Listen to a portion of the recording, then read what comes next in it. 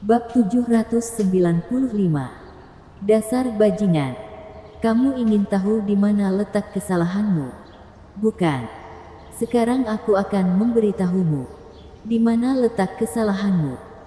Louis Lu masih memasang wajah datar dengan ekspresi tegas yang membuat Feli Luo kebingungan. Karena ia merasa Louis Lu ini benar-benar marah.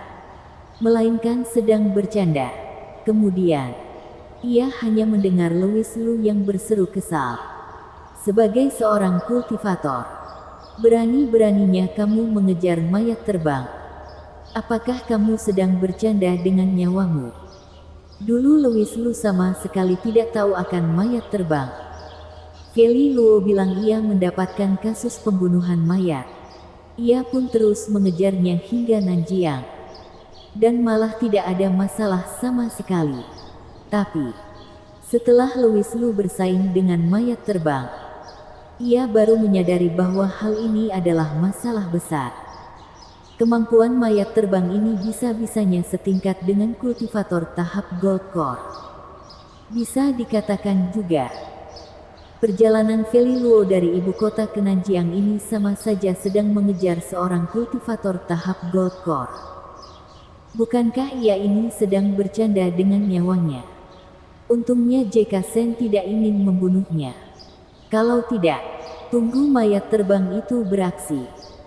Feli Luo selaku seorang kultivator, mana mungkin ada kesempatan untuk hidup lagi.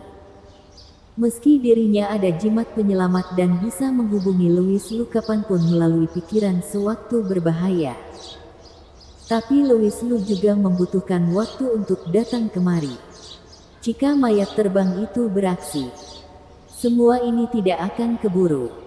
Jadi, Louis Lu tidak lagi bercanda, melainkan benar-benar kesal. Kamu tidak menganggap nyawamu sama sekali.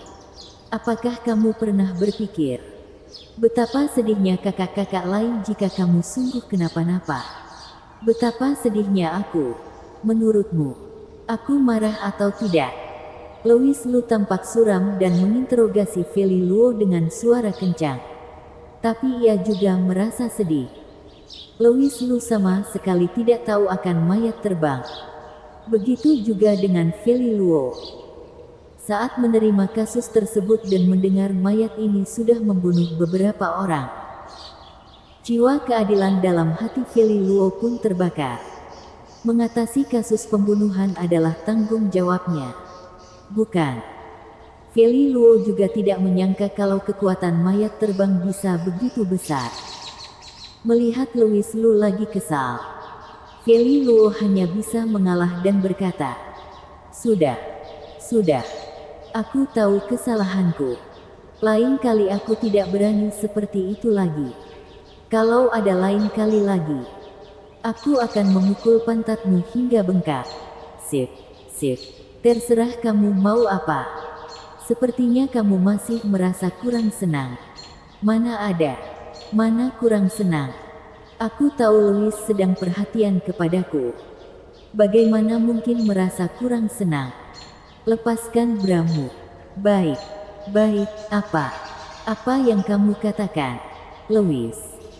Feli Luo langsung membelalak mata besar dan mengira dirinya salah dengar. Louis Lu memasang raut suram dan mengulanginya sekali lagi. Aku menyuruhmu melepaskan bramu. Kamu sudah gila ya? Menyuruhku membuka bra di sini. Kamu bajingan. Feli Luo tidak percaya sama sekali kalau Louis Lu bisa-bisanya begitu berani dan menyuruhnya melakukan hal yang begitu menjijikan. Mereka sudah lama tidak bertemu. Mengapa kini Louis Lu menjadi begitu mesum?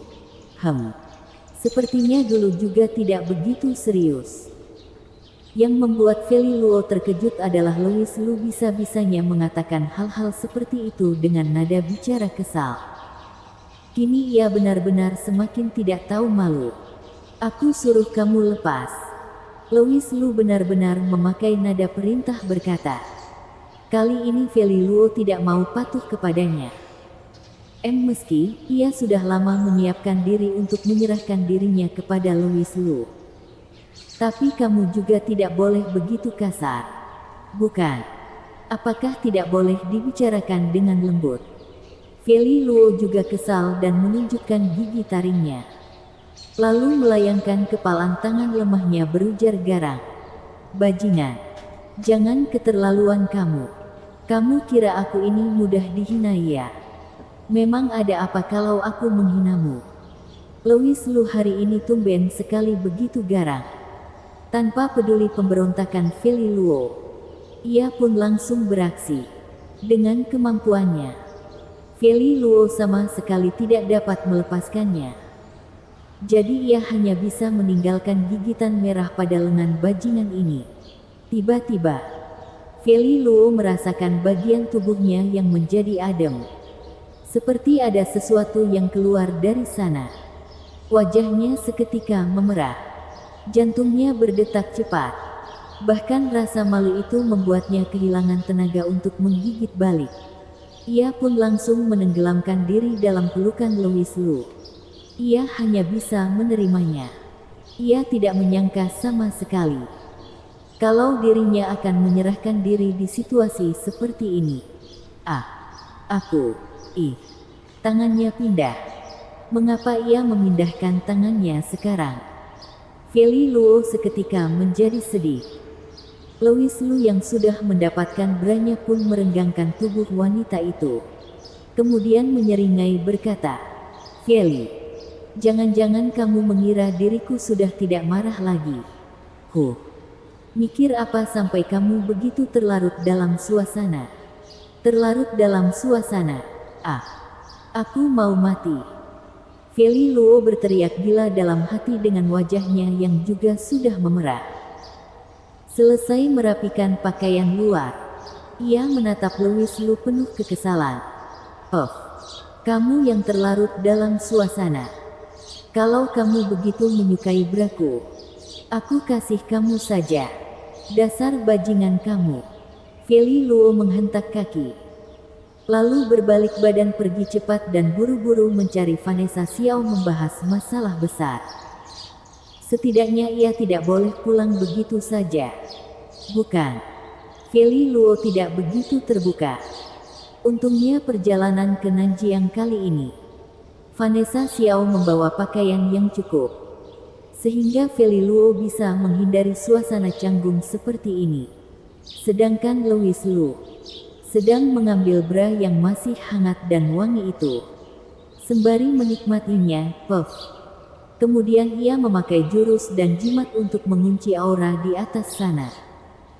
Yang ia butuhkan adalah aura Feli Luo. Untuk mengapa ia memilih bra? Jangan tanya. Karena itu adalah rahasia negara. Selanjutnya, Louis Lu memakai jiwa dewa untuk memanggil tiang besi ke depan. Setelah dilihat baik-baik, ia pun memberi perintah berkata, "Tiang besi, ulur tanganmu." Level mayat yang mencapai di atas mayat terbang sudah bebas dari level mayat loncat. Tiang besi sudah mau mencapai level mayat darat. Semakin begini, setelah ia memakai topeng dan pakaian, ia pun tampak tidak beda jauh dengan manusia. Hanya saja tubuhnya agak kekar. Setelah tiang besi mengulur tangan, ujung jari Louis Lu pun muncul sebuah pucuk api. Ketika pelan-pelan mendekat, hanya menemukan tubuh tiang besi yang gemetar pelan. Kemudian kembali tenang dengan cepat. Semua ini sesuai dengan tebakan Louis Lu. Waktu di klan memindahkan mayat, Louis Lu pun memakai api spirit untuk melawan mayat wanita milik Mamun Sen, serta membakarnya hingga habis. Untuk mayat, roh dan sejenisnya, api spirit ini pun memiliki efek kekang yang sangat kuat. Tiang besi termasuk mayat berkelas. Meski agak takut dengan api spirit, tapi ia tidak separah itu dibanding dengan mayat lainnya. Kalau tidak, Xiong Sen juga tidak akan begitu percaya diri dan mau merobek Louis Lu usai mendapatkan mayat air tersebut. Namun, Xiong Sen bermimpin pun tidak menyangka sama sekali bahwa selain api spirit, Kekuatan fisik Louis Lu juga tidak kalah dari mayat air. Tidak hanya seperti itu saja. Ia juga memiliki jurus terhebat seperti jiwa dewa. Kematian Xiong Shen pun tidak begitu disayangkan. Bersambung.